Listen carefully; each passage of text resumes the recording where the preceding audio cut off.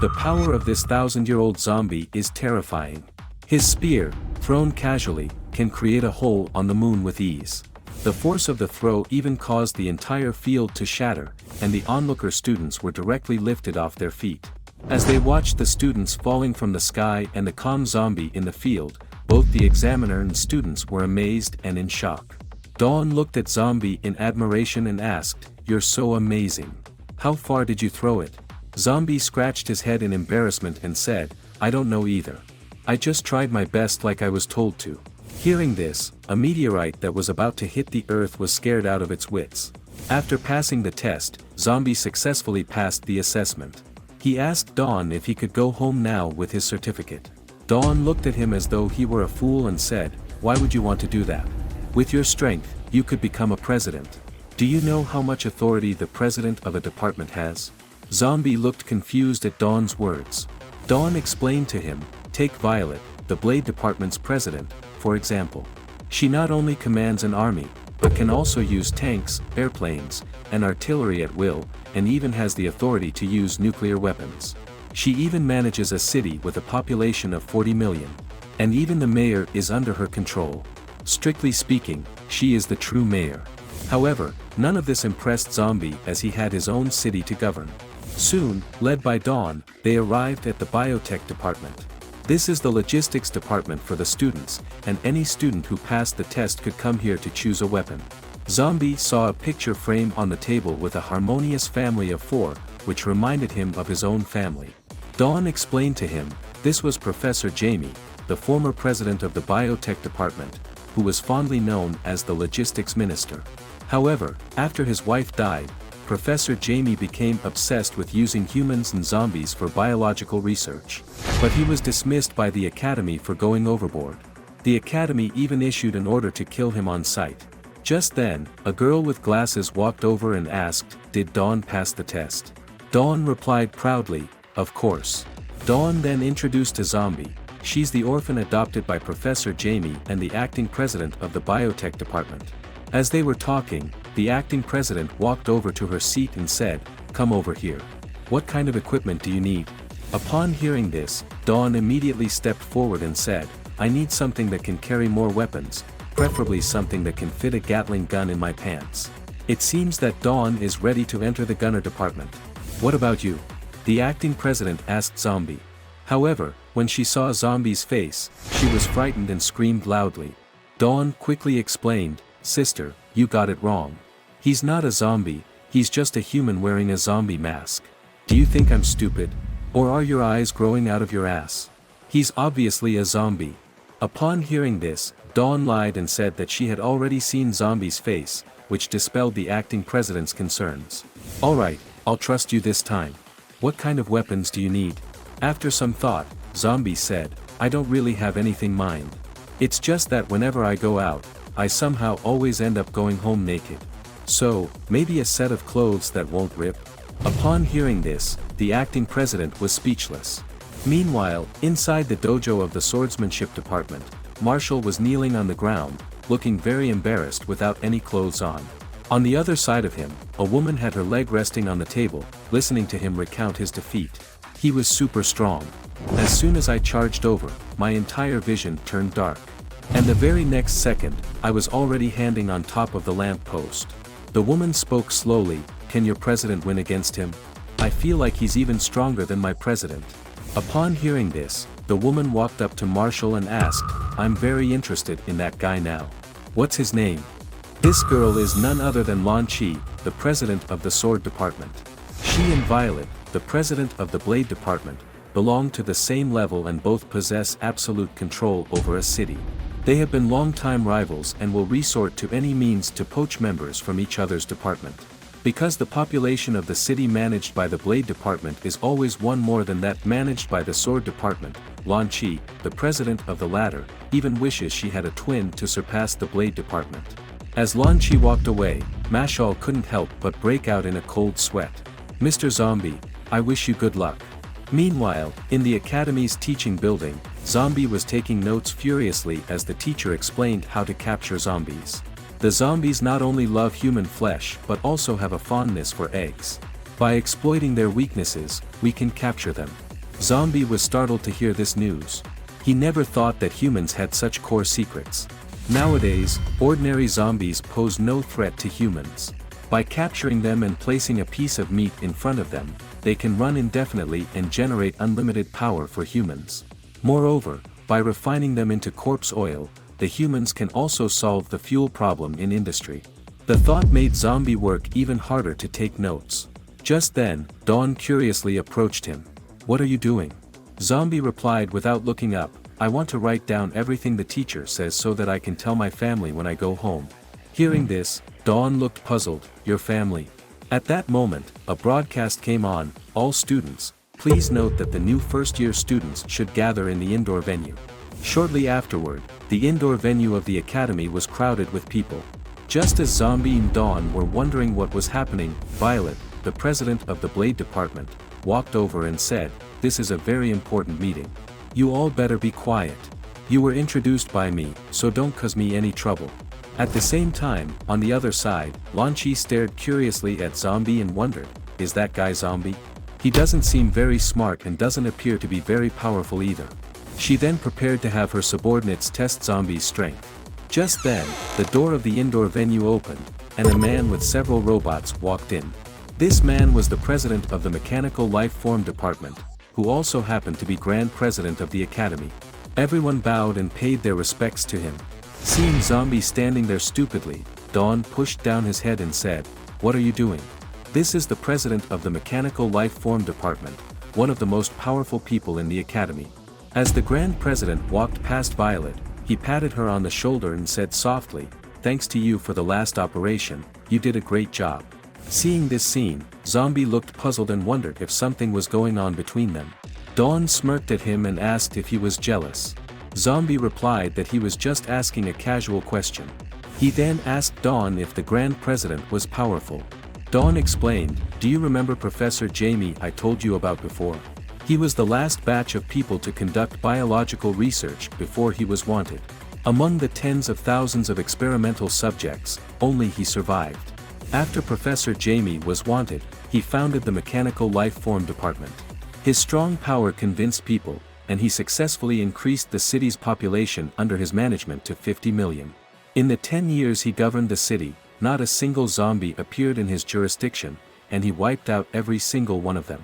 Hearing this, Zombie was suddenly frightened and broke out in a cold sweat. At that moment, the voice of the Grand President rang out, "Although all of you are only first-year students, you are all elites from various fields. Now, I have a matter that requires your assistance." With that, he signaled the nearby robot to activate the camera, and the robot's head opened to project an imprisoned figure behind the Grand President. "This person is a spy we captured a few days ago.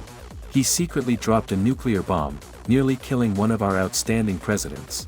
Upon seeing the figure, Zombie's anger soared. "So it was this guy who bombed me with a nuclear bomb last time." The Grand President continued, "Normally, such a person would be executed immediately, but according to reliable intelligence, this person is the confidant of the former president of the Biotech department. In order to make him reveal the hiding place of Professor Jamie, we have tried various methods, but students from grades 2 to 5 have all failed, even using the rack, needle pricks, and castration, but he still did not budge. You are all talents from different regions, and I declare here that whoever can make him reveal the hiding place of Professor Jamie will be appointed as the vice president." With those words, chaos erupted in the audience. As a first-year student, they couldn't believe they stumbled upon such an opportunity. The students then began to sign up, displaying their unique skills and abilities. Some resorted to verbal intimidation, some resorted to offering incense and praying, some resorted to banging drums and gongs, and still, others even recited scriptures. Watching these peculiar actions from the students, Violet felt a wave of dizziness, wondering what kind of talented individuals she had recruited. 2 hours later, though students tried every trick in the book, they still could not extract any information from the prisoner, nor could they even make him speak. It was then that Dawn looked towards Zombie and asked, "Zombie, can you make him speak?"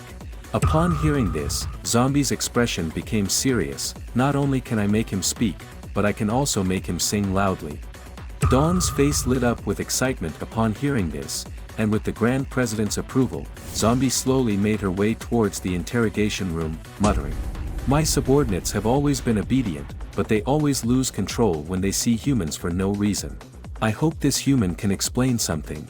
Those who did not understand the truth, like Violet and Dawn, were puzzled by his sudden enthusiasm. But soon after, Zombie walked into the interrogation room, where the man was imprisoned. Upon seeing Zombie, the man snorted and did not even bother to look at him. However, Zombie did not speak. He only stared coldly at the man. The man, seeing this, spoke first. Are there no more people in your academy? Sending new recruits like you is useless. I won't betray Brother Faye.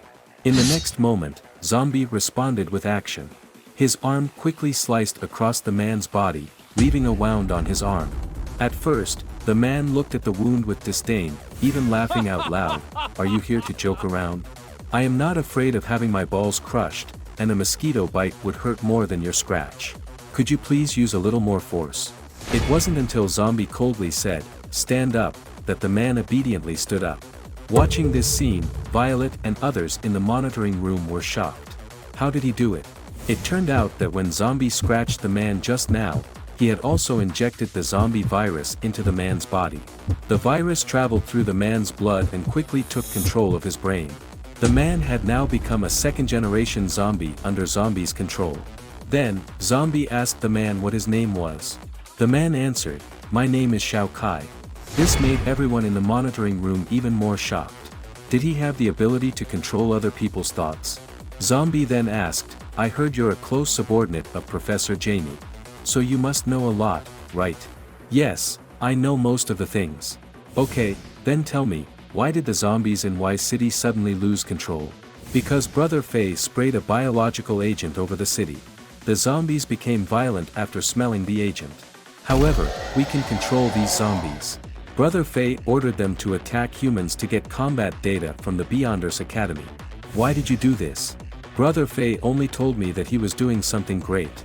He ordered us to control the zombies and kill humans, extract combat data from the members of the Beyonders Academy, but I don't know anything else.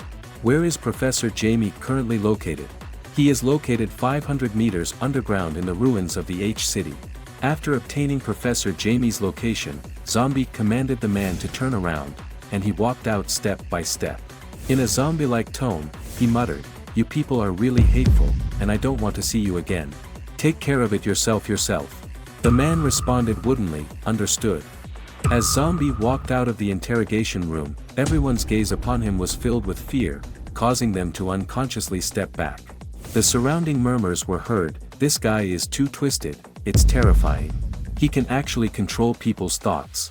Listening to the surrounding comments, Violet stared sternly at Zombie, while Lan Chi became even more curious about him.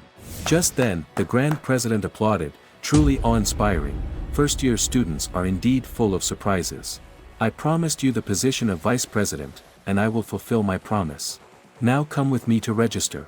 Just as Zombie was about to inquire about Professor Jamie, the Grand President interrupted him, no rush, we are also looking for him. Afterward, under the Grand President, they left. Once they departed, Lan Chi's subordinates looked puzzled. Strange, do we still need to register for the Vice President position? Lan Chi was also unsure of what the Grand President was up to, so she decided to follow along and see. Meanwhile, 500 meters underground in a laboratory in H-City, the man with glasses turned to Professor Jamie and said, Brother Faye, according to reliable sources, the spy has already confessed, and our location has been exposed. Upon hearing this, Professor Jamie did not answer but instead fell into brief contemplation. After a moment, he said, it doesn't matter if he confess. We will do what we need to do. Let them come. The man with glasses was filled with cold sweat, those people are not to be trifled with. You are taking a great risk. Professor Jamie walked away nonchalantly, our experiment is nearing its end. If they can come, all the better. Let them witness the birth of a new species. In the meantime, Zombie followed the Grand President to an abandoned factory in the outskirts. As he surveyed his surroundings, he asked the Grand President, where are we? Didn't you say you were going to take me to register and then find Professor Jamie? The Grand President stopped in his tracks and said coldly, Zombie, when did you learn to speak human language? Puzzled, Zombie asked, are you talking to me? Just then, the Grand President turned around and aimed his plasma cannon at Zombie, Yes, I'm talking about you. With that, he pulled the trigger. Zombie was hit in the head before he could react, and the group following behind him narrowly avoided the blast. That was close. That's the Grand President's speedy cannon. It can instantly reach temperatures of 10,000 degrees and dissolve any substance. As the smoke cleared, the Grand President muttered, "They're fools. I'm not. I don't even know what the Academy's security guards are doing. Strange things have infiltrated the Academy, and they don't even know it. The zombies' weakness is in the head. Once the head is removed, they lose all ability to act. I'm sorry, Mr. Zombie, but the Academy is not where you belong." As soon as he finished speaking, Zombie turned into a green light and appeared before him in an instant, slamming him into a wall. The Grand President stared in disbelief. How is this possible? Just then, his accompanying robot came to his aid, and 4 lasers were fired at Zombie, engulfing him in a fiery explosion. The next moment, a dark figure quickly emerged from the flames and grabbed one of the robot's necks. Taking advantage of this, the Grand President quickly jumped 2,000 meters away. But when he stabilized himself and looked back at the battlefield, he was shocked to see that his robot had been instantly killed, and the headless zombie was coldly holding 2 robot heads and looking at him. The Grand President standing by was utterly shocked, wondering what in the world was this thing. How could a headless zombie be so strong? Even Lan Chi and her subordinates, who were hiding on the side, were completely bewildered. Just then, Zombie suddenly exerted a burst of energy and appeared next to the Grand President in the next second. However, to his surprise, the Grand President was not slow either. While dodging Zombie's attack, he was still able to counterattack with ease. But despite his efforts, the Grand President's speed was not enough to land a hit on Zombie. The Grand President was now terrified. How could this headless creature be so agile? He didn't have time to think, as Zombie's fist was already swinging towards him like lightning. At the last moment, the Grand President hastily stepped back and retreated dozens of meters away. "Very good, you are the first zombie that has forced me to use my full strength. I hope this battle won't end too quickly." Hearing this, Lan Chi knew that the Grand President was now taking the fight seriously. Meanwhile, Zombie suddenly underwent a transformation. His head, which had been crushed before, had grown back out of nowhere. Seeing this, both Lan Chi and the Grand President were completely dumbfounded. What kind of creature was this? Zombie spoke up, "Let's talk, I don't want to hurt you." Feeling the small wound on his neck, the Grand President slowly took off his clothes and said, "Your plan may have gone awry. I am a robot, and you cannot control me." As soon as he finished speaking, several figures flew towards them in the air. In just a few breaths, those beams of light converged on the Grand President. As the white mist slowly dissipated, a mech-covered robot appeared on the field. "Zombie, I hope you can hold on a little longer, because I haven't used my full strength in a long time," the Grand President said. With that, he rushed towards Zombie at an extremely fast speed, kicking him in the chin in an instant. Not only that, but before Zombie even landed, the Grand President flashed below him and landed a heavy punch on his chest, sending Zombie flying into the air for hundreds of meters. The 2 people watching from the side were completely stunned. Was this the Grand President's true strength? The Grand President quickly flew to Zombie's upper side, and then countless impacts were heard as Zombie was punched in midair by the Grand President countless times. When he felt he had had enough, the Grand President flashed in front of Zombie and kicked him to the ground. Just as Zombie landed, the Grand President's chest suddenly lit up with a red energy light. The next second, a powerful shockwave was sent towards the ground, and the terrifying energy shook the surrounding buildings to pieces. The Grand President, who had finally stopped attacking, breathed a sigh of relief and said, "He must be dead this time." But as the smoke slowly dissipated, Zombie appeared again, unscathed. The Grand President was completely incredulous at this sight. Suddenly, Zombie yelled towards the sky, and the terrifying force made Lan Chi and her partner, who were hundreds of meters away, almost unable to stand. The Grand President's mech in the field even cracked on the spot. As Zombie slowly stopped howling and turned around, Lan Chi and the other spectator were completely shocked.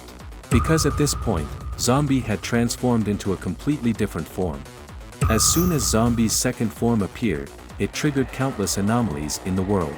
A hurricane began to swirl around him, with Zombie at its center, even affecting the entire city's airspace. Dawn, who saw this scene from afar, was incredulous. while Lan Chi, who was on the battlefield, was too scared to even breathe. Just as everyone was at a loss, Zombie, who was still in the abandoned warehouse, finally spoke up. "I told you from the beginning that I didn't want to go to war with humans." Hearing this, the Grand President was stunned, but before he could argue, Zombie suddenly tilted his head and smiled wickedly. "So, how do you want to die now?" This eerie scene left Lan Chi and the others horrified. Not only had Zombie's appearance changed, but his personality had also undergone a transformation. The two immediately began to try to escape at breakneck speed, as their own lives were at stake. However, the Grand President, who was still on the field, did not consider his own situation at all and even boasted, "I've never been afraid of any zombies my whole life." He then challenged the zombie to a fight. Meanwhile, Lan Chi and Dawn had already fled far away and were thinking that they were now safe. Suddenly, a figure flew past them with a loud bang. Seeing this, the two of them were instantly terrified, as the Grand President was actually shattered into pieces by a single punch from Zombie. Before they could react, Zombie had already flashed in front of them. The Grand President quickly shouted for his mech, but the robots were blown to pieces by a single bang from Zombie while still in midair. The explosion's shockwave also knocked Lan Chi and Dawn out of the sky. Seeing this, the Grand President urgently yelled at them to help clear the zombie, but Lan Chi didn't even want to listen. Who dares to go up against that thing? The three of them quickly ran away in different directions. However, the zombie, who saw this scene, didn't move. Instead, he raised his right hand and then plunged it into the ground. The next second, the previously calm new city began to shake, and Lan Chi, who was running away, suddenly froze, as a concrete road suddenly appeared in front of her. Even the Grand President next to her was hit by the sudden appearance of the road. It turned out that Zombie had lifted the entire developing new city. Everyone who saw this was confused. What was happening? Was there an earthquake? On the other side, Dawn also couldn't believe what she was seeing. This is an uninhabited city. I never thought it could be lifted up. At this moment, Zombie suddenly made a move, and with a loud bang, he quickly rushed towards the Grand President. In an instant, Zombie pressed his hand on the Grand President's forehead, and then he grinned wickedly and said, "So, are you scared now?" At this point, Zombie smiled with a touch of devilry and said, "Although I have no control over the robots, your brain doesn't seem like it's a machine, is it?" With that, he used his finger to slice the scalp of the Grand President. In the next moment, countless zombie viruses instantly occupied the Grand President's entire brain. Zombie read some memories from his brain. It was unexpected that the seemingly arrogant president was also a pitiful person. At the age of 5, both his parents passed away due to an accident. He was then captured by Professor Jamie for human modification, and it could be said that there was hardly a normal part of him below his head. Seeing this, Zombie couldn't help but pity him and said, "Do you think living like this is any better than being a walking dead like us?" With that, he released him. Lan Chi below saw what happened and hurriedly rushed over to catch the barely breathing president. At this moment, she was also horrified. She never thought that Zombie had the ability to read other people's memories. Later that night, Zombie hurriedly ran back to his dormitory, thinking to himself as he packed his luggage, "Why couldn't I control my emotions again? Now I'm exposed. I should run away quickly." However, when he was ready to leave with his luggage, Violet suddenly appeared and stopped him. Zombie was very helpless at this moment. He was clearly a very kind zombie who really disliked killing, but for the sake of his freedom, he turned around and rushed towards Violet. However, at this moment, Violet suddenly displayed a letter of appointment, and said, "From today on, you are the Vice President of the Abnormal Academy." Zombie was very confused when he heard this, but the appointment letter in front of him didn't seem to be fake. He then instinctively asked, "Did the Grand President personally seal this with his stamp? Also, didn't he tell you anything else?" Violet slightly tilted her head and said, "The Grand President only said that you are a rare talent, without saying much else." At the same time, when Lan Chi learned that the Grand President wanted to keep Zombie, she was shocked. However, the Grand President said, "Whether he is a zombie or a human is no longer important. The most important thing is that he can help us catch Professor Jamie." He then asked Lan Chi how the arrangements for this matter were going. Upon hearing this, Lan Chi said that everything was prepared and they could leave at any time. "Very good. I hope we can successfully catch Professor Jamie this time." The scene then shifted to an abandoned small town where Varmint angrily roared. Our king has been captured by humans, what should we do? Kill the humans and rescue the king. The zombie minions were filled with passion. However, Blackie on the rooftop expressed disdain. How could our king be captured by humans? I think it's just Varmint being idle. After a few peaceful days, a carrier suddenly appeared in a certain sea area. The Grand President stood in the command center and shouted into the microphone, "Listen up, everyone. We only have one chance, and we must catch Professor Jamie at any cost." They soon arrived at the ruins where Professor Jamie was hiding. However, Zombie, with Dawn, was wandering around like window shopping. Just then, a group of armed human forces suddenly appeared. When they saw Zombie, they all saluted him, leaving him feeling very confused. At this moment, a captain stepped forward and reported, "Starting today, the 56th Army composed of 120,000 people will only listen to Vice President Zombie's arrangements." Observing the 120,000 humans at his command, Zombie curiously inquired, "Would you be willing to die for me if I asked?" As his voice faded, a soldier immediately pulled out a grenade, shouting, "It would be an honor." Zombie was left speechless, wondering if the man was mad. But at that moment, a discordant voice interrupted his thoughts. "I don't understand how such an important strategic location is guarded by a weakling.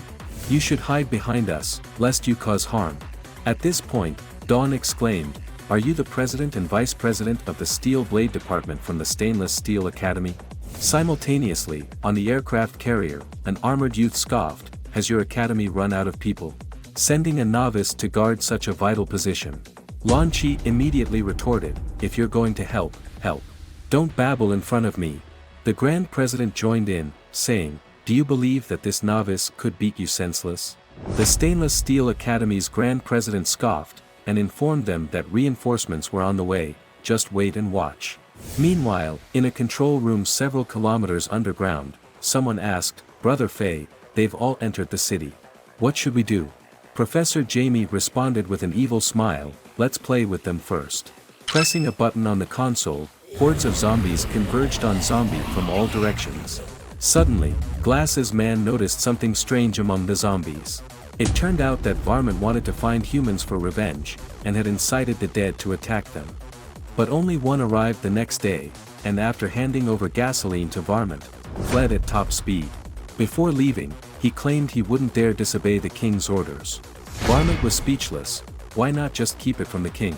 These cowardly fools, it's just a few humans. Watch me cut them down.